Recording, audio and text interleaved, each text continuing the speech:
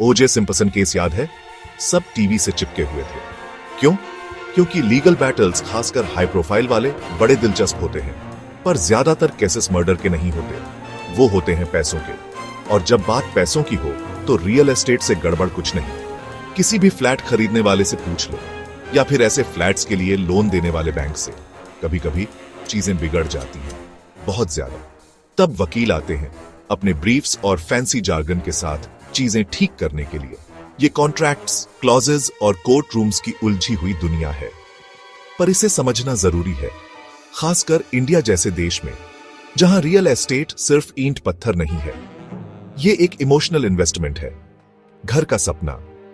और जब ये सपने कानूनी बुरे सपने बन जाते हैं तो इसका असर हर किसी पर पड़ता है।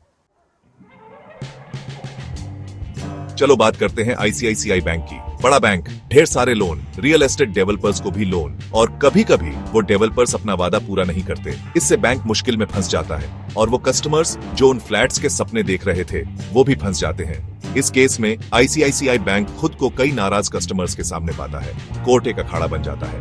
बैंक अपने तेज तर्रार वकील के साथ एक डिटेल्ड चार्ट पेश करता है। ये कोई आम चार्ट नहीं था, ये कर्ज का हिसाब किताब वाला एक खतरनाक स्प्रेडशीट था। इसमें साफ साफ लिखा था कि उधार लेने वालों पर कितना पैसा बकाया है। उधार लेने वालों ने अपने वकीलों के जरिए कर्ज से इनकार नहीं किया, उन्हें बस एक सही डील चाहिए थी।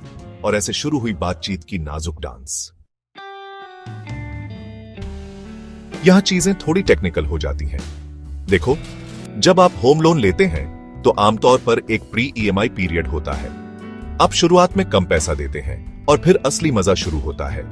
तब ईएमआई शुरू होती है और आप ढेर सारा पैसा चुकाना शुरू करते हैं, इतना कि आप जिंदगी भर अपने माता पिता के साथ रहना चाहेंगे। इस केस में आईसीआईसीआई बैंक ने कुछ ज्यादा ही दरियादिली दिखाते हुए प्री ईएमआई में डिस्काउंट ऑफर किया।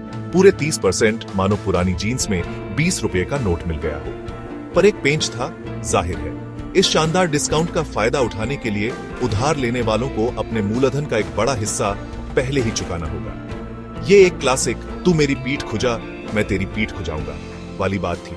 उधार लेने वाले मुफ्त की चीज में नुक्स नहीं निकालना चाहते थे तो मान गए। ज्यादातर लोग मान गए। कुछ जिद्दी लोग थे जो अपनी प्रिंसिपल्स पीन इंटेंडेड पर अड़े रहे, और यहीं से असली कानूनी झगड़ा शुरू हुआ।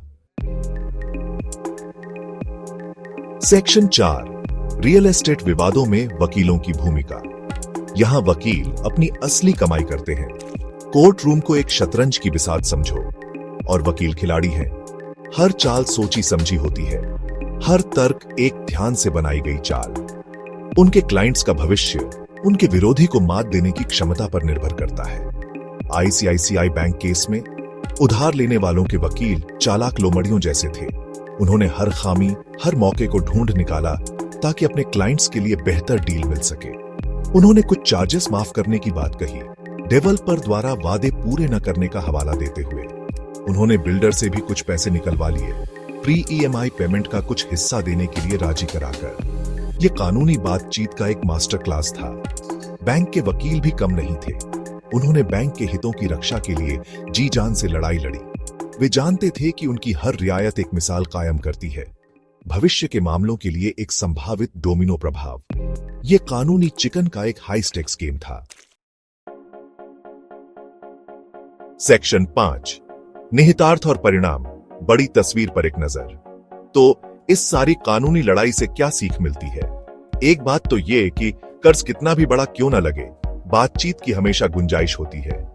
ये रियल एस्टेट विवादों की जटिलताओं से निपटने में वकीलों की महत्वपूर्ण भूमिका को भी उजागर करता है। लेकिन शायद सबसे महत्वपूर्ण सबक यह है कि इलाज से बेहतर है बचाव। साफ सुथरे कॉन्ट्रैक्ट, पारदर्शी व्यवहार और थोड़ी सी सावधानी ऐसे विवादों को शुरू से ही रोकने में बहुत मदद कर सकती है। आखिरकार कोई भी कोर्ट नहीं जाना चाहता, सिवाय शायद वकीलों के। सुप्रीम कोर्ट के आदेश को सुनिए। वकील की बात सुनने के बाद न्यायालय ने निम्नलिखित आदेश पारित किया। एक आईसीआईसीआई बैंक लिमिटेड, संक्षेप में बैंक, की ओर से उपस्थित विद्वान वरिष्ठ वकील ने 16 अक्टूबर 2024 तक अपीलकर्ताओं द्वारा देय बकाया राशि को दर्शाने वाला एक चार्ट प्रस्तुत किया है, जिसका विवरण इस प्रकार है।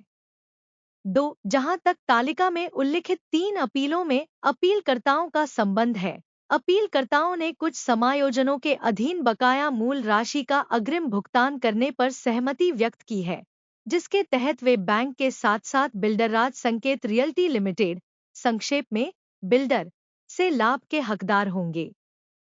3. बैंक की ओर से उपस्थित विद्वान वरिष्ठ अधिवक्ता श्री रितिन राय ने निर्देश मिलने पर कहा कि बैंक बकाया शुल्क पूरी तरह माफ कर देगा तथा प्री ईएमआई पर 30% की छूट देगा, बशर्ते कि बकाया मूल राशि का भुगतान पहले ही कर दिया जाए तथा शेष प्री ईएमआई राशि का भुगतान भी इस न्यायालय द्वारा दिए गए किसी उचित समय के भीतर कर दिया जाए। 4. अपीलकर्ताओं के विद्वान अधिवक्ता ने कहा कि प्री ईएमआई राशि पर बैंक द्वारा दी गई 30% की छूट अपीलकर्ताओं के लाभ के लिए जमा की जानी चाहिए तथा चूंकि बिल्डर ने प्री ईएमआई राशि का 50% भुगतान करने पर सहमति व्यक्त की है, इसलिए बिल्डर द्वारा इसे अपीलकर्ताओं को भुगतान किया जाएगा तथा उसके बाद अपीलकर्ता इसे बैंक को हस्तांतरित कर सकते हैं अथवा बिल्डर बैंक को अपीलकर्ताओं के ऋण खाते में बिल्डर से इसे स्वीकार करने के लिए जारी किए गए निर्देशों के अधीन सीधे बैंक में जमा कर सकता है। 5. सिविल अपील संख्या 2828/2024 और 4336/2023 में अपीलकर्ताओं की ओर से उपस्थित विद्वान अधिवक्ता द्वारा यह अनुरोध किया गया है कि बिल्डर द्वारा उक्त भुगतान करने में चूक करने के पश्चात अपीलकर्ताओं ने पूर्व ईएमआई के लिए कुछ राशि का भुगतान किया है तथा इस प्रकार क्लब शुल्क और अन्य शेष राशि के रूप में बिल्डर को भुगतान की जाने वाली 5% बकाया राशि को माफ किया जा सकता है अथवा बिल्डर को पूर्व ईएमआई के मद में उक्त राशि का भुगतान करने के लिए कहा जा सकता है, जिसे अपीलकर्ताओं ने बैंक को भुगतान कर दिया है। 6. बिल्डर के विद्वान अधिवक्ता ने निर्देश मिलने पर बकाया पूर्व ईएमआई का 50% भुगतान करने पर सहमति व्यक्त की है। यह भी निर्देश दिया जाता है कि बिल्डर की ओर से उपस्थित विद्वान अधिवक्ता इस बारे में निर्देश प्राप्त कर सकते हैं कि क्या बिल्डर 5% बकाया बिक्री प्रतिफल को माफ करना पसंद करेगा अथवा अपीलकर्ताओं द्वारा बैंक को भुगतान की गई पूर्व ईएमआई की राशि को उक्त 5% शेष बिक्री प्रतिफल के विरुद्ध समायोजित करवाना पसंद करेगा। 7. सिविल अपील 1709/2023 में यह कहा गया है कि अपीलकर्ताओं ने बैंक के साथ मामले का निपटारा पहले ही कर लिया है और चूंकि बैंक को उसकी पूरी निपटान राशि पहले ही मिल चुकी है, इसलिए वह वर्तमान लंबित अपील के बंद होने पर एनओसी जारी करेगा। 6. बिल्डर के विद्वान वकील ने निर्देश पर बकाया प्री ईएमआई का 50% भुगतान करने पर सहमति व्यक्त की है।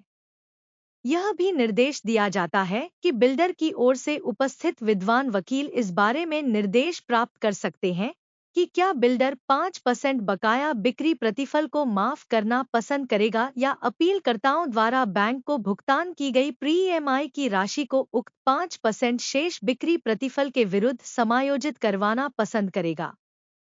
7. सिविल अपील 1709/2023 में यह कहा गया है कि अपीलकर्ताओं ने पहले ही बैंक के साथ मामले का निपटारा कर लिया है और चूंकि बैंक को पहले ही अपनी पूरी निपटान राशि प्राप्त हो चुकी है, इसलिए वह वर्तमान लंबित अपील के बंद होने पर एनओसी जारी करेगा। 8. सिविल अपील संख्या 1709/2023 में 2 मुद्दे बिल्डर और अपीलकर्ताओं के बीच हैं।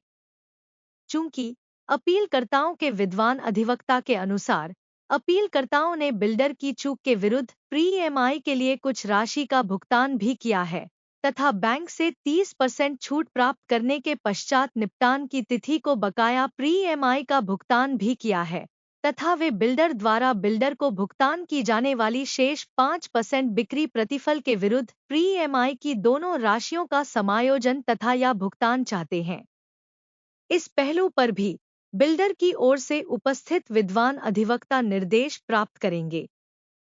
9. अपीलकर्ताओं की ओर से उपस्थित विद्वान अधिवक्ता बिल्डर को अपीलकर्ताओं द्वारा बैंक को भुगतान की गई प्री ईएमआई राशि के बारे में आज से 1 सप्ताह के भीतर विवरण उपलब्ध कराएंगे ताकि बिल्डर उस पर निर्देश प्राप्त कर सके।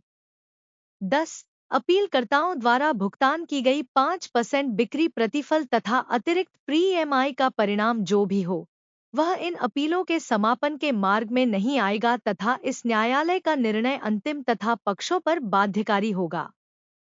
11 इस बीच अपीलकर्ता प्रक्रिया जारी रखेंगे और बकाया मूल राशि तथा बकाया प्री-ईएमआई राशि का भुगतान बैंक को करना शुरू करेंगे, जिसे बैंक 15 नवंबर 2024 तथा 30 नवंबर 2024 तक ब्याज की गणना करने के पश्चात आज से 1 सप्ताह के भीतर संबंधित पक्षों को सूचित करेगा। 12 इन मामलों को 6 नवंबर 2024 को विचारार्थ सूचीबद्ध करें। आए क्या राशियों का विधिवत संप्रेषण किया गया है या नहीं? 2. अपीलकर्ताओं तथा बिल्डर के बीच 5% अतिरिक्त प्री-ईएमआई भुगतान तथा चूक की गई राशि तथा बकाया राशि का प्री-ईएमआई भुगतान के मुद्दे पर स्पष्टीकरण। नीतू खजूरिया, अनु भल्ला, सहायक रजिस्ट्रार सह पीएस कोर्ट मास्टर।